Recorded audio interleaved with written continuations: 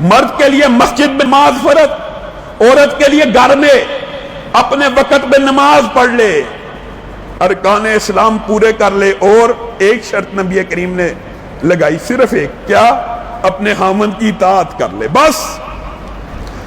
لوگوں مسلمان مردوں کے لیے بھی بہت سی حدیثیں، وضو کے بعد یہ دعا پڑھی جائے، 8 جنت کے دروازے بلاتے ہیں، عورت مرد سب کے لیے، لیکن عورت کے لیے آسانی کتنی نبی کریم نے کی ہے، صرف خاوند کی اطاعت کر لے، حقوق تو پورے کرنے ہی ہیں، اسلام کے جو بنیادی ارکان ہیں ان سے مفر تو ہے ہی نہیں، اسلام کا کلمہ پڑھا، وہ کلمے کا مطلب یہ ہوتا ہے یہ 5 بنیادی ارکان کے اوپر ایمان لائیں، یہ بجا لائیں گے۔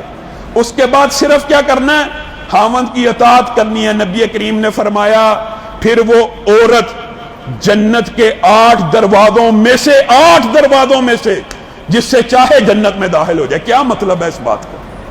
جنت کا ایک دروازہ جہاد کا ہے، مثال دے رہا ہوں، ایک انفاق کا ہے، ایک روزے کا ہے۔ صرف خاوند کی اطاعت میں یہ 8 جملہ نیکیاں جمع ہیں کہ جس دروازے میں سے چاہے جنت میں داخل ہو جائے۔ خاوند کی خدمت کرنا، اس کی اطاعت کرنا اتنا بڑا اجر و ثواب کا کام ہے جتنا انفاق فی سبیل اللہ، جتنا جہاد فی سبیل اللہ۔ اور وہی بات جو کل بھی کی ہے، مردوں کو بھی چاہیے عورتوں کے جذبات کا خیال رکھے۔ عورت اللہ تعالیٰ نے ایک نازک مخلوق بنائی ہے، لطیف مخلوق، حساس جذبات کے ساتھ، جس کی وجہ سے کل بھی ایک بات کی طرف اشارہ کیا تھا کہ یہ واحد رشتہ، واحد جہاں پر اللہ نے، رسول اللہ نے، کوئی حکمت ہوگی نا، کوئی علت ہے نا، کوئی وجہ تو ہے نا، جس رشتے کے اندر اللہ اور اس کا رسول بھی کہتا ہے مبالغہ کر لو، تھوڑی سی بات حقائق کے خلاف ہو، کرنے کی اجازت کیوں دی گئی ہے؟ کیونکہ اللہ اور رسول اللہ کو پتہ ہے یہ لطیف محلوق ہے، یہ حساس محلوق ہے، مرد کے اوپر ایسا وقت آ سکتا ہے کہ اگر وہ بالکل سیدھی سچی بات کرے گا معاملہ بگڑ سکتا ہے۔ اور یہ بات میں اپنی طرف سے بھی نہیں کہہ رہا، یہ معاملات تو صحابہ کے دور میں بھی پیش آئے کہ بگڑنے کے امکان پیدا ہو گئے۔ حضرت معاذ ایک سفر پہ گئے، بڑے دن بعد گھر واپس آئے، بیوی نے کہا واپس آ گیا میرے لیے تحفہ نہیں لایا۔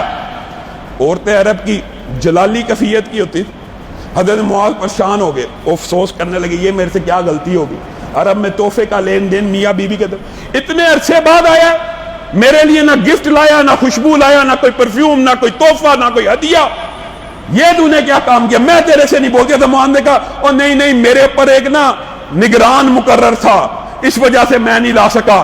عورت خوش ہوگی، اتنی سی بات پہ عورت راضی ہو گئی۔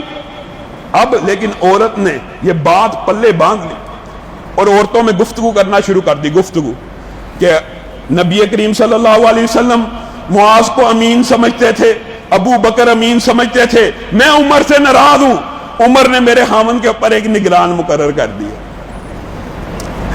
اب یہ بات عورتوں میں ہوتی حضرت عمر تک پہنچ گئی۔ حضرت عمر بڑا حیران پریشان ہو گئے، یار میں نے تو کوئی نگران معاذ پہ مقرر کیا نہیں ہے، یہ معاذ کی بیوی میرے خلاف عورتوں میں گفتگو کرتی ہے۔ معاذ کو بلایا، کیا ماجرا ہے؟ معاذ نے کہا میں گھر داخل ہوا، میری عورت نے میرے پہ چڑھائی کر دی، میں نے کہا میرے پہ ایک نگران مقرر ہے، میرے دل میں تھا نگران تو اللہ ہر ایک کے اوپر مقرر ہے۔ حضرت عمر ہنسنا شروع ہو گئے، کہا یہ لے پھر تحفے، اپنی بیوی کو دے، جا کے اس کو منا اور اس کو کہا خدا کا واسطہ عمر سے بھی راضی ہو جا۔ بیوی کو منانے کے لیے اس لیے اللہ نے اجازت دی ہے، اس لیے اللہ نے اجازت دی ہے۔ اور اسی طرح عبداللہ بن رواحہ کا مشہور واقعہ، بیوی کے ساتھ سوئے ہوئے تھے، اچانک اٹھے، لونڈی کے پاس گئے، دوسری بیوی کے پاس گئے، اس کے ساتھ شب بصری کی بیوی اتنی دیر میں اٹھ گئی، وہ پہنچ گئی، اچانک غصے میں آ گئی، سویا تو میرے ساتھ تھا، دن میرا تھا، وقت میرا تھا، یہ تو نے کیا حرکت کی؟ کہا نہیں میں نے کچھ نہیں کیا، میں نے کچھ نہیں کیا۔ اب بیوی نے کہا صحابی رسول ہے، قرآن پڑھ، اگر تو نے کچھ نہیں کیا تو مجھے قرآن پڑھ کے دکھا۔ سب کو پتہ حالت جنابت میں قرآن کو پکڑنا جائز نہیں ہوتا، پڑھا نہیں جا سکتا۔ اب حضرت عبداللہ بن رواحہ کہتے ہیں میں پھنس گیا، خود بیان کرتے ہیں میں کیا کروں، کہتے ہیں میں نے 2 عربی شعر قرآن کی طرح پڑھنا شروع کر دیا، عربی شعر، اور پڑھ کے بیوی نے کہا مجھے اللہ پہ ایمان آیا، میں اپنی نظروں کو جھٹلاتی ہوں، جو میں نے دیکھا وہ غلط ہے۔ نبی کریم کے پاس ماجرا لے کے گئے، نبی کریم کو کہا یہ میرے ساتھ معاملہ ہو گیا، اب مجھے غلط بیانی کرنا ضروری ہو چکا تھا جان چھڑوانے کے لیے، نبی کریم نے منع نہیں کیا. نبی کریم ہنسنا شروع ہو گئے اور کہا تیری بیوی تو بہت بڑی فقیہ ہے، تیری بیوی تو بہت بڑی فقیہ ہے. تو لوگوں ان واقعات کا لیکن تمسخر یا مذاق نہیں بنانا چاہیے. یہ اسلام میں اجازت دی گئی ہے کہ اگر بیوی کا دل رکھنا ہے تو اس کے ساتھ مبالغہ میزی ہو سکتی ہے. وجہ کیا ہے؟ تاکہ بیوی کا دل نہ ٹوٹے. اصل وجہ علت یہ ہے کہ بیوی کا دل نہیں توڑنا، اس کے احساسات اور جذبات کا خیال رکھنا ہے، اس کے غصے، اس کی بعض روایات. حضرت عمر کا یہ قول ہے نبی کریم صلی اللہ علیہ وسلم سے، اور نبی کریم کی اپنی زندگی کے بارے میں تو مشہور ہے. نبی کریم صلی اللہ علیہ وسلم نے اگرچہ عورت اگر بہت زیادہ بد اخلاق ہو یا اس کے اندر انسان اعراض دیکھے یا تابعداری کی بالکل ہی بھی کوئی چیز، تو اس کو سمجھایا جا سکتا، اس سے ہجرت کی جا سکتی ہے، بستر الگ کیا جا سکتے ہیں. ان کو ایسی ضرب لگانا جس سے ان کو تنبیہ اور تربیت ہو جائے جائز ہے. لیکن خود نبی کریم صلی اللہ علیہ وسلم کی سیرت کیا ہے؟ نبی کریم صلی اللہ علیہ وسلم نے پوری زندگی، اپنی پوری زندگی میں آج تک کسی عورت کو تھپڑ بھی نہیں لگایا. بہن بیٹی کی بھی بات ملا لیجیے، بیوی تو دور کی بات ہے، کسی عورت کو تھپڑ نہیں مارا. یہ نبی کی سیرت ہے. اور حضرت عمر کا قول پتہ کیا ہے؟ عورت کو اس کی بد اخلاقی، بد زبانی کے ساتھ قبول کرو. اور ویسے قرآن کی آیت بھی اس قول کی تائید میں آتی ہے کہ ہو سکتا ہے جس کو تم بظاہر برا سمجھتے ہو اللہ تعالیٰ نے اس میں بہت زیادہ خیر رکھی ہو. عورت کا دل نہیں توڑنا. حضرت عمر کے پاس ایک صحابی آئے، کیا شکایت لے کے؟